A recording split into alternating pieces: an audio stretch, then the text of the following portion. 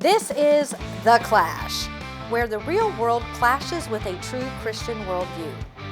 Join former professional wrestler Chris Whaley, known as the Masked Saint, who is an author, pastor, and teacher that brings his wrestling skills into the squared circle and tackles real-life issues.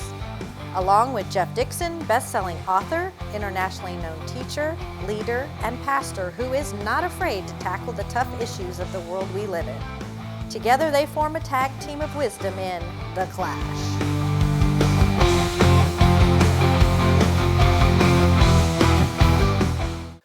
Hi, welcome to The Clash, where we take a Christian worldview and allow it to clash into the culture around us. We do that with interviews and conversations and topical discussions, and when it's all said and done, hopefully we come away with something that's helpful for you and helpful for us. And I need a lot of help. My name is Jeff Dixon. I'm one of the hosts of The Clash. But the star of The Clash is this guy right here. It's Chris Whaley, also known as the Masked Saint. Hey, Chris. Yeah. You said star? Yeah. Oh, bless your Man, heart. you shine so bright, I don't need makeup. I think we need to do a retake on that one. Yeah. Well, Jeff, I'm excited about today because we have a friend on. Most of our interviews, 95% of our interviews have been with professional wrestlers. Mm-hmm. But today we get to interview a chaplain for professional wrestlers. And this is a job that I've always wanted. I got to tell, I don't mind Hal knowing this, but I've always wanted to be a chaplain because I love professional wrestlers. And, unfortunately, there's a lot of them that make a lot of mistakes and stuff. And so I've just always tried to be an encourager to my friends in professional wrestling. Hal got to do that on a completely different level. So Hal Jeffrey is with us today. He was not only chaplain for the World Wrestling Federation, which is now WWE, but he was also chaplain for the Tampa Bay Buccaneers for 20 years. He's done a lot of help for country music industry and just an all-around great guy. And Hal, we are so glad to have you with us today. I know you're a little bit under the weather, and so this is not his normal voice, but it's a great voice. Hal, welcome. I thank you for the introduction, and I'm so proud of you. You read it just the way I sent it over to you to read. There you go. All right. Yeah, he takes Venmo, PayPal, anything like that. You can pay him later, I'm sure. Yeah. Well, Hal, why don't That's you... That's pretty good. I'm honored to be with you, Saint, and Jeff, nice to get to know you, and I'm really proud that you're doing this show. I'm honored to be on it. I've read some of the folks you've had on there with Kern and Blair and Nikita. Boy, I'll tell you, you got me sitting at the trough with some mighty tall hogs. Well, we're thrilled that you're here. I mean, I'm wildly intrigued, and I got all sorts of questions. But Chris, I'll let you start and kind of kick us off here. Yeah, just Hal, tell us how that came about, where you became the chaplain for the World Wrestling Federation. Well, I don't know if it was a title that was in the WWF. I think it was just that I had gotten involved with the wrestling game. I was actually a bouncer in a country bar here in Tampa, and I was a bouncer and assistant manager. And every Tuesday night after wrestling at the Armory in Tampa, the wrestlers would come to the bar because we'd have a Nashville entertainer playing music all week from the Grand Ole Opry. And so the wrestlers would come over after that. And when the fans found out that the wrestlers were there, they started coming. We were busier on Tuesday night than we did on Friday and Saturday nights. So I got to know all the guys, and I had known Jerry and Jack Briscoe for years. And they kind of said, hey, we're looking for some promoters in wrestling. Would you be interested? And I said, of course. And one thing led to another. They flew me to the office in Stamford, Connecticut, and I did an interview. And next thing I know, I'm working with Jerry Briscoe and Promotions on the Road of the live events. Well, when they found out, a lot of the guys found out I was a Christian, and I heard that they were too, and we just started talking, and one thing led to another, and this guy had a problem, or that guy had a problem, or this girl, and they would say, "Hey, can we talk a little bit?" And next thing you know, you're there working for the Lord, and when you're trying to promote a wrestling event, but on the back there's a real big story going on with their lives. Well, I mean, so I mean, so as you're promoting and you're kind of you're stepping into this chaplaincy role, I mean, what does that look like as far as, you know, is it a kind of a word of mouth thing where I would tell Chris, hey, have you talked to so and so? I mean, how exactly did that start filtering out that was going to be a niche that you were going to start filling for the WWF? Well, that's exactly how it happens. It's all word of mouth. Vince McMahon wasn't into having a chaplain in the organization.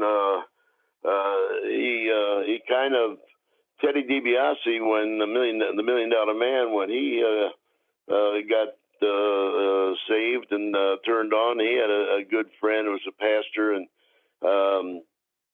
he actually went to the organization, the WWF leaders, and said, "Hey, I don't want to do any of this off-color stuff anymore, or in any of the bits I'm doing." And so they agreed for that because Teddy was such a big star with the $1 million gimmick. And what happens is that the guys would say, Hulk came to me. I had beautiful hats. I was representing my ministry was Pro Athletes for Christ, and I had these beautiful dark navy hats with gold Pro Athletes for Christ on it. And Hulk said, "Boy, I want me one of those." We talked, and he started opening up then, and it just, one thing leads to another, and they never bothered. Vince never said anything about it, or none of the agents. Some of the agents weren't as open and cozy with it, a few of them didn't want it around, but if one of the guys was a star and he wanted to step over in the corner and pray, they didn't say anything against him doing it, and so we'd pray in the corner in the locker room or whatever. All right. Well, I wanted to ask you about, I know you've done some weddings, but you did the wedding ceremony for The Rock, did you not? I did, the very first one for he and Danny. I had known Dwayne, The Rock, since he was a kid. I knew his dad, Rocky. I had promoted a lot of events for charities around, and Rocky was here in Tampa, and so I'd take Rocky with me. It was a beautiful physique, a real bodybuilder, and then he was heavyweight champ for us a couple times, and so I took him out on different charity events. And little Dwayne, his boy, would come running into the locker room at events and things, and so I've known him since he was a kid. Well, then when he started growing up, I booked a show in Nassau, and had Rocky, and I had Dwayne. This is after Dwayne after The Rock had played football at Miami and tried Canada, and wasn't going to make it, and so he was looking into a career in wrestling.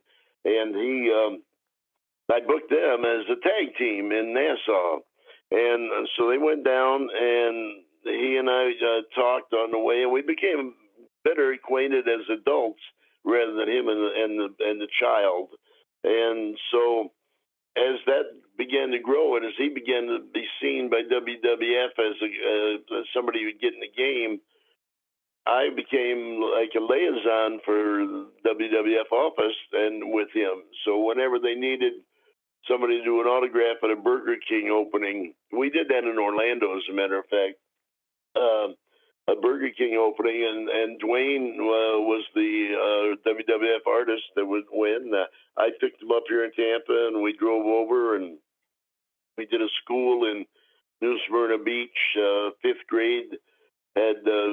We went over there. The kids had voted Dwayne as it was Rocky Maivia back then after his grandfather, and they voted him the one they'd like to have lunch with. So we went over, we took a bunch of, novelty stuff and tchotchke things to give to the kids. And Dwayne and I had lunch with the kids, and so we had become pretty close. And along the way, he had said that he was going to get married, and he said, could I do the wedding for him? And I said, I'd be honored to. So that's the way it proceeded to do it. I'll tell you a funny story about it. We were doing a rehearsal dinner the night before, and he is Samoan, and all of his cousins are all Samoans, of course. Roman Reigns and Haku and all of these guys are all the cousins. And so we're at the rehearsal dinner, and we go in, and he looks at me, and my wife is Cecilia, and he said, now we want you and Cecilia to sit with Danny and I. We go in and we sit down off to the side. We're sitting there, and Dwayne leans over to Danny, just the four of us at a table, my wife and them. And he said, what did you order for the meal? And she said, I didn't order any meal. Let him pick off the menu. And he looked around and he said, pick off the menu? Look at them. They're all wrestlers. They eat 20 steaks at a meal. What are you talking about? We can't afford that. And she said, let him go. He instant pop sweats. Instant pop sweats. His shirt stuck to his body. Head poured water. He said, these guys are going to eat us out of house and home right here. The Samoans, all of them were there. Everybody was there. I felt so bad for him. I looked at Cecilia and myself. We're sitting there with him. We ordered two $4.95 salads. That's what we had for him. I felt so bad. I didn't want to be bad. And he never paid me.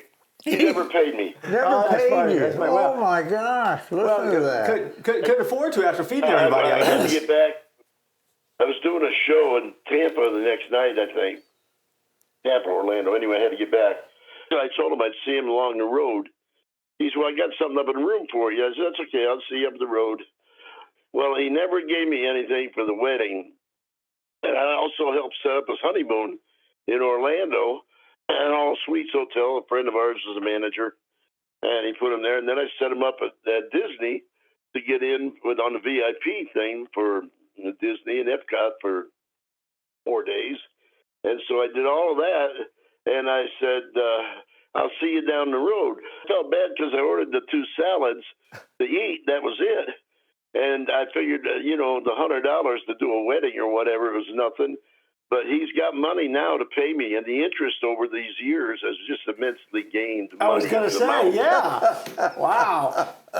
Well, I'm sure. The day I walk out, see a Corvette in my driveway, I'll know that he's paid his bill. Well, I was going to say, I've seen him give some stuff away, so I'm sure he'll watch this show. Yeah, and absolutely. probably, catch up with you pretty quick after that. Right.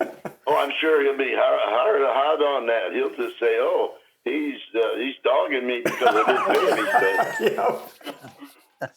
Okay. Oh my goodness. All right. I guess we're going to take a break. Yeah, let's take a break here real quick, and then we'll come back and got a few more questions we want to kind of chat through and ask. But we're going to take a break. We've got some merchandise to sell, and when we're done, we'll come right back. All right. Hey, Chris, I was just doing my laundry, and look what I found. Oh my goodness! Look at that. The Clash. The Clash T-shirt. I love that. You know what makes it so special? Why? Well, because this is the Clash TV show. This is our logo. This came out of my laundry bucket. That means that these T-shirts are available for everybody to buy, and that means that when you need to do some shopping, that special gift. Think about it. Yep. You've been invited to a wedding. Right. You buy a wedding present for the bride and groom. Wow. Matching Clash T-shirts. How awesome! Every would that home be? needs that. When they have a baby, what do you want to get the baby? A onesie. A onesie, a Clash onesie. You can get that as well. Right. If you're looking for that extra special gift for a loved one, Right. you can go to the Clash store and get a Clash journal. You can get Clash magnets. You can get Clash widgets and gadgets and keychains. All of that is available. All you have to do is visit the Clash store. We live in a great day, Jeff. We do. And perhaps the greatest store out there is the Clash store. So follow the QR code at the bottom of the screen. You can go to the Clash store and get stuff your very own. It'll make us happy. It'll make the show even better. And you can put on your Clash gear while you watch every single episode of the Clash. Absolutely. Welcome back. We are in an interview with Hal, who has got this amazing dream job for any wrestling fan, where as part of being a promoter, he also has kind of moved into a role where his faith has become so much a part of what he's doing. He's working as a chaplain for the WWF, and we just before the break, he was telling us about doing the Rock's wedding. How? So I mean, as we get started here, I mean, and again, I don't want names or specifics or anything like that. But I mean, so let's say you're at a show or you're in an event. I mean, how do these chaplain engagements happen? I mean, what does that look like? Well, you're actually there because you're working for WWF as the promoter. You're the live event promoter. You're there. You were selling tickets before. You were doing all of the radio and advanced publicity and newspapers or whatever you were doing to promote ticket sales at the event. So then when these events happen, you usually have a series of 5 or 6 shows that you do in a row. You may be in Charleston, then you may be in Savannah, then you may be in Daytona, then you may be in Miami, then you may be in Tampa. So you run a week and a half with these shows. So you got all the same guys basically on all the shows. And they get to know, a lot of times they ride together, we'll hook up rides. Now, I didn't because I was the promoter. When you have a show, usually at the intermission, to the first 4 matches, then you do a settlement with the arena on ticket sales and how they get theirs and what check we get. And we have an agent from Connecticut office, which is a former wrestler, George the Animal Steel, Renee Gillette. These are just a couple of the guys, Arnie Skolin. They would always, they would get the check and they would make a phone call back to Vince in Connecticut and give him the numbers for the night at the show. Well, while the second half of the show's going, I'm in my car and I'm heading down the highway to the next show the next day, because I wanted to usually be there in the morning to check ticket sales and go on the radio and do some interviews or whatever if I need to punch the show a little. So the guys didn't ever ride with me that much unless they were on the early part of the show and wanted to get out of there, so they'd ride with me. But most of the time it was me on my own, and I'd be at a hotel or something when they'd come to town, and they'd only get a room for the day. We'd have the show that night, and I'd be gone again. They'd lay overnight there, so then they'd leave the next morning and come to the show. But I would see them at the hotel, and I'd see them around the arena pre-show while they're setting up the lighting and setting up all of the pyro and all of that. The guys get time to sit with me in the stands and just kind of talk about how life is and what's going on, and they're having problems at home, they're having problems financially or whatever. That just kind of leads into the availability to talk about them and what's the foundation of their life. And are you playing this game because you want the fame or you want the riches of it? Most of these guys weren't getting rich off of this stuff, and they weren't paying the kind of money they pay now. And, they were doing an awful lot of $25 and $30 house shows back in the day before they got with WWF. So this is big money to them, making $50,000 or $60,000 a year. And they never got up to big money like you, Saint. You made the big bucks, but we know that you were a star, so that's okay. But anyway, then it just opens up to talk about their personal life and things that are going on. Sure. Yeah. Well, you did not only did Rock's wedding, but you also did his dad's funeral, Rocky Johnson's funeral. No, I didn't get to do the Rocky's funeral. That was across the tie with another promotion I had going. I was in Texas at the good. time they did that, and here it was in my own backyard, and I couldn't even go to it. Yeah. So Did Ken Whitten end up doing that?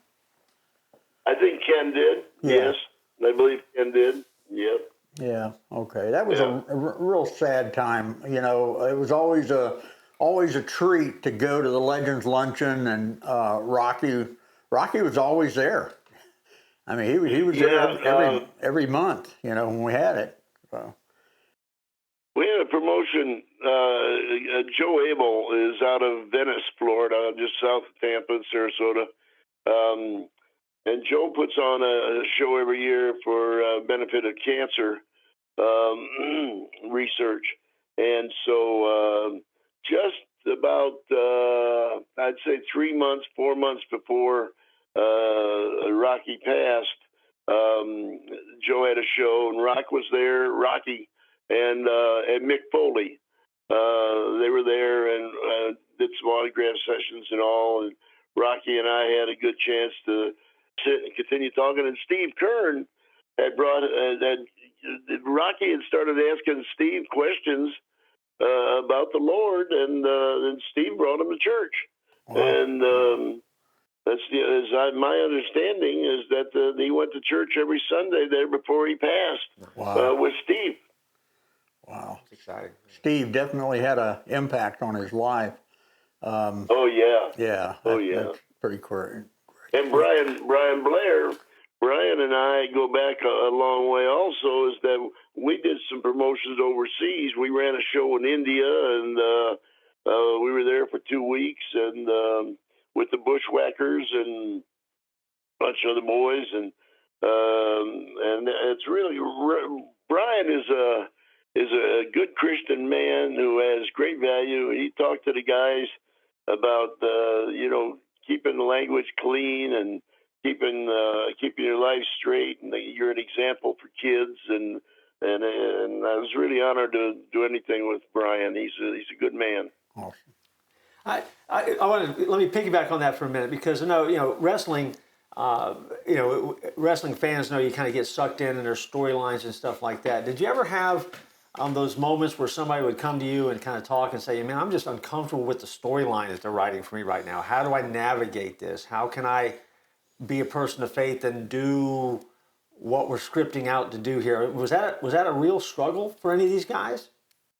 Well, it started to be like Teddy DiBiase, his did, because he had made a definite change in his life, and he knew that he had to make a break and couldn't continue the $1 million man situation with that I'm dominant, money is everything. I said, well, it wasn't everything, but that was the gimmick he was playing. Sure. Vince had signed them to that, and that was a great idea, a great gimmick, worked for many, many years. And Ted struggled with it. And another was Shawn Michaels. Shawn was fighting with his demons and struggles and his life, and finally the Lord spoke to him deep in his heart, and he made a turn. But it was a struggle on the road for him. He was trying to do something to make a change, but wasn't sure how to make it. Yeah. Now, I wasn't with him enough that I could help in any way, although when I was with him, he was always very cordial. We did a lot of good stuff together, but we didn't have a whole lot of spiritual talk. But he then did ultimately make that change and accept the Lord in his life and turned his life around. Sure. Well, Hal, what was the high point in serving, and what was your low point? Well, my high point, of course, was being able to do The Rock's wedding. That was a real blessing, and it showed to the other guys that I was real, because a lot of them would see me, and I was a promoter on the events, the live events. And so when they came and saw then finally at the wedding that are we shooting this for TV? What's going on? That's Hal up there. I mean, what's going on here? And they said, no, this is real. Hal's a minister, and he's doing this service for Dwayne. Yeah. And so they began to look at me in different eyes, and they began to lighten up on the language and the horseplay and a lot of the stuff when I was around. A lot different. It was nice. But, you know, you got the pranksters all the time. You got the oh, man, I'm drawing a blank on his name now. Anyway, what we had, the low point would have been for me was when we lost Owen Hart. Oh. That was a devastating loss. Owen had been with me in Orlando. I had done the wedding for Rich Engling. Rich Engling was with the security at Disney, and he's the treasurer for the Cauliflower Ear Club, Cauliflower Alley Club, our wrestling association. And Rich is the treasurer for us and vice president. But he's a dear friend. I did his wedding, and Owen and his wife Martha flew in from Canada for the wedding. Owen and I were always tight. I did several backstage interviews with newspapers and things with Owen. They wanted a good, solid performer, and he was a great guy and a wonderful family man. And so he was great for the interviews. And so when I got home that night, I didn't know anything about it. I had like 25, 30 calls on my recorder, and that Owen had that the accident had happened and Owen had died. That was a very bad night for me in the game. Yeah. Wow. Well, I'm listening to you talk, and I mean, I'm just in awe. And as so often happens to us when we're doing this, and I think for our audience, it's so important that you just respond and you just do what God has called you to do in the places that He's called you to do it, the places that He puts you, and that's exactly what you did in WWF. I mean, you were there doing a job, but what you really were is you were God's person. You were His outpost there for a group of guys and gals that needed that kind of influence. And so I'm just excited about that faithfulness. I thank you for that. I'm very, very appreciative of the fact that you were not feeling well and you muscled up and kind of got in the ring with us so we could talk a little bit. So I thank you so much for doing that. Yep. Well, I appreciate that. That's very kind of you to say. But Jesus didn't always go to the best places to minister and with the right, proper people. I did more ministry sitting in the bar after, at the hotel bar, after the matches when everybody was coming and letting the spirit down a little bit, letting the release of the energy from the evening of the show. They were all having their drinks. I'm having an orange juice or else I'm having a Coke. Yeah. But you sit there and you talk to them and they open up a lot during that time. And it's a good time to do some honest discussion about life. Yeah. Yep. You got to go where God sends you. You got to harvest what God puts in front of you to harvest. Yep.